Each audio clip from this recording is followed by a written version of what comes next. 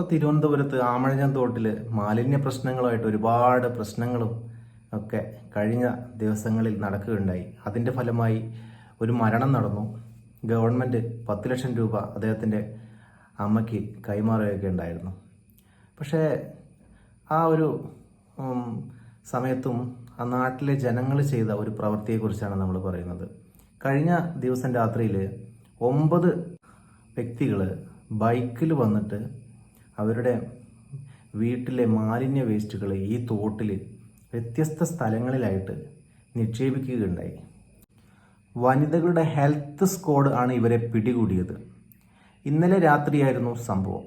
3 ടീമുകളിലായി വിവിധ ഭാഗങ്ങളിൽ നടന്ന പരിശോധനയിലാണ് വനിതാ ഹെൽത്ത് സ്ക്വാഡ് ആമഴഞ്ചൻ തോട്ടിൽ മാലിന്യം നിക്ഷേപിക്കാൻ ശ്രമിച്ച ഇവരെ വാഹനമടക്കം പിടികൂടിയത്. ഒരു മനുഷ്യജീവൻ നഷ്ടപ്പെട്ടിട്ട് പോലും യാതൊരു കൂസലുമില്ലാതെ വീണ്ടും അതേ തോട്ടിൽ മറ്റു ഭാഗങ്ങളിൽ മാലിന്യം വലിച്ചെറിയാൻ തുനിയുന്നത് ജനങ്ങളോടുള്ള യുദ്ധപ്രഖ്യാപനമായാണ് മനസ്സിലാക്കുന്നത്. മേയർ ആര്യ രാജേന്ദ്രൻ ഈ ഒരു വാർത്ത ഫേസ്ബുക്കിലൊക്കെ അപ്ലോഡ് ചെയ്തിട്ടുണ്ടായിരുന്നു. ആര്യ രാജേന്ദ്രൻ പറയുന്നത് ഇതിന് യാതൊരു ന്യായീകരണമൊന്നുമില്ല, കർശനമായ നടപടി സ്വീകരിക്കുമെന്നാണ് ആര്യ രാജേന്ദ്രൻ പറയുന്നത്.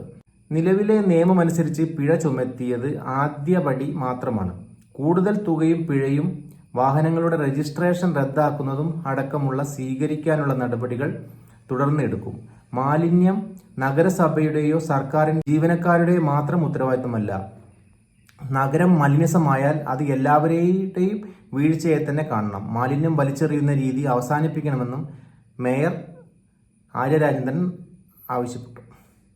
തിരുവനന്തപുരം ആമഴഞ്ചാൻ തോട്ടിൽ മാലിന്യം നിക്ഷേപിക്കാൻ ശ്രമിച്ച 9 പേരെ വാഹനമടക്കം പിടികൂടി.